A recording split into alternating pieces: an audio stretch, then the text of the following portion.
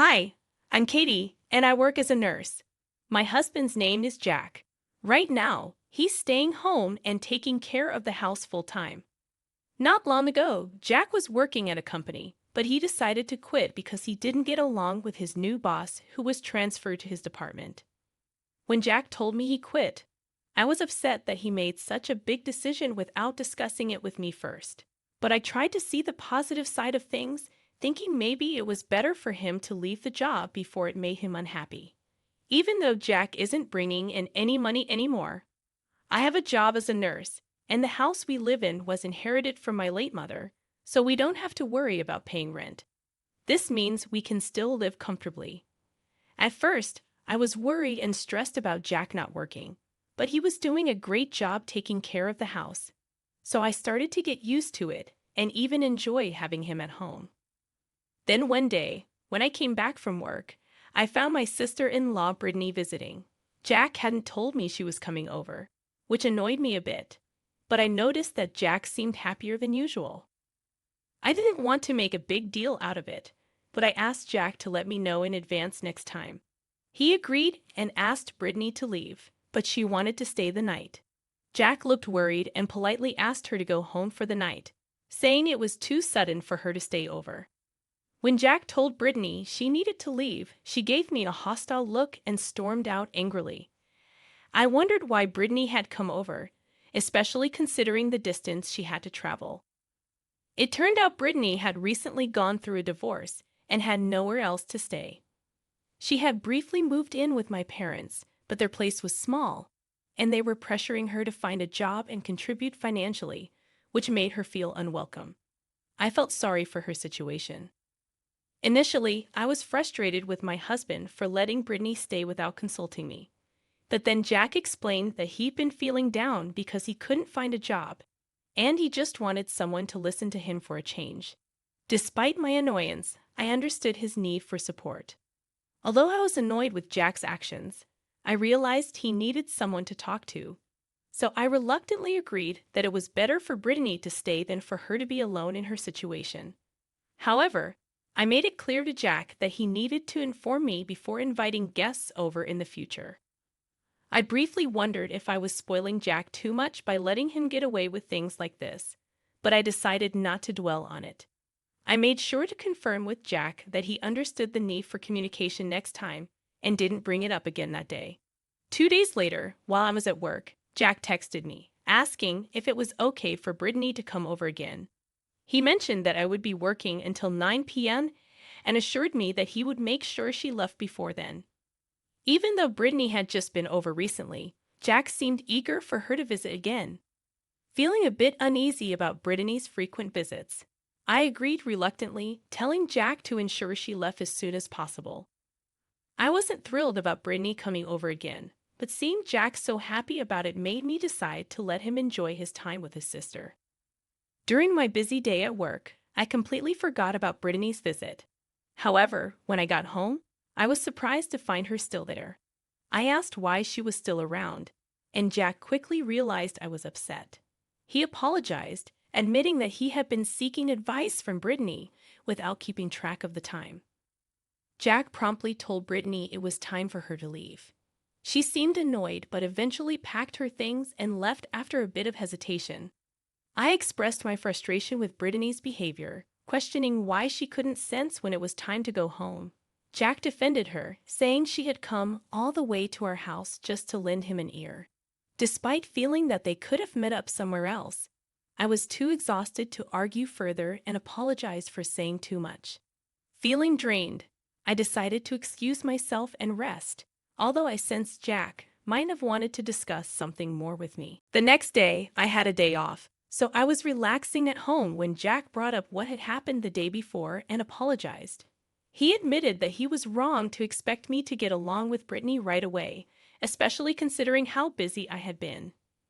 Realizing that I hadn't been making enough time for Jack lately, and understanding his desire for me to bond with his sister, I acknowledged his apology and expressed regret for saying too much the previous day. Jack seemed relieved that we were able to talk things through. He even promised to make my favorite dish, meatball pasta, for dinner. As he started cooking, his phone rang. I asked who was calling, and he mentioned it was Brittany.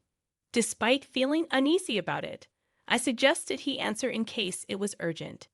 Jack picked up the phone, but I couldn't hear their conversation, and the call ended quickly. "How's Brittany?" I asked Jack, and he replied, "She said she has something to tell me, so she's coming over here now." I couldn't understand why Brittany had to come over on my day off, and it irritated me. But since she was already on her way, I didn't say anything about it. "Okay, I'll go make Brittany's pasta too," Jack said happily and began cooking.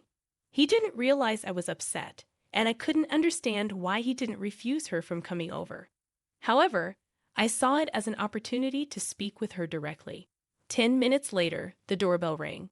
Since our house was far from where Brittany was staying, I wasn't expecting her, but it was indeed Brittany at the door, with a large suitcase in tow.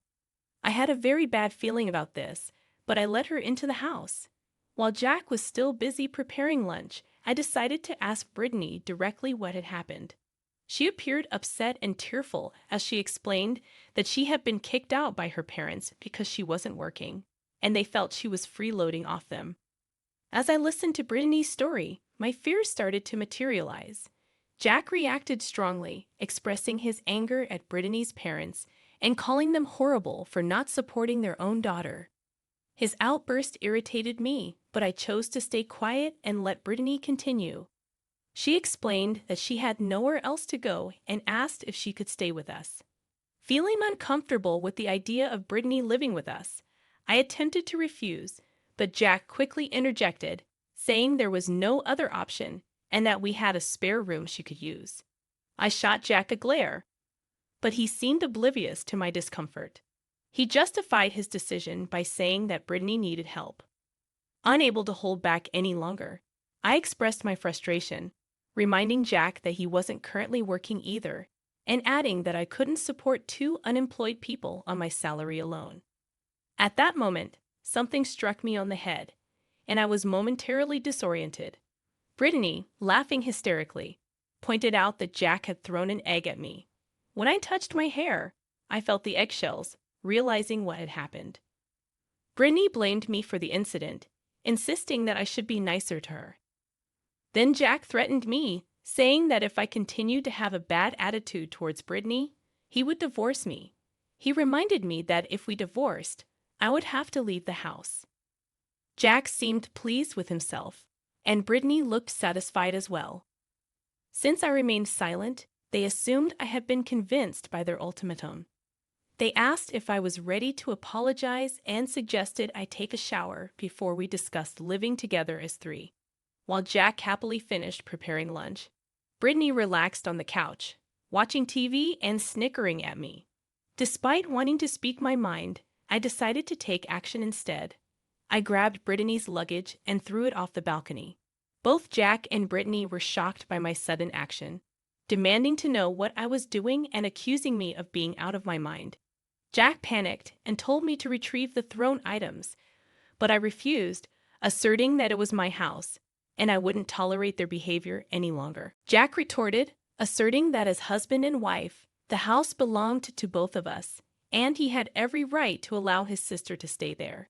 I scoffed at his claim, finding it amusing, which only seemed to agitate him further. He insisted that he was the true owner of the house because it had been inherited from his mother, implying that I had no rights to it.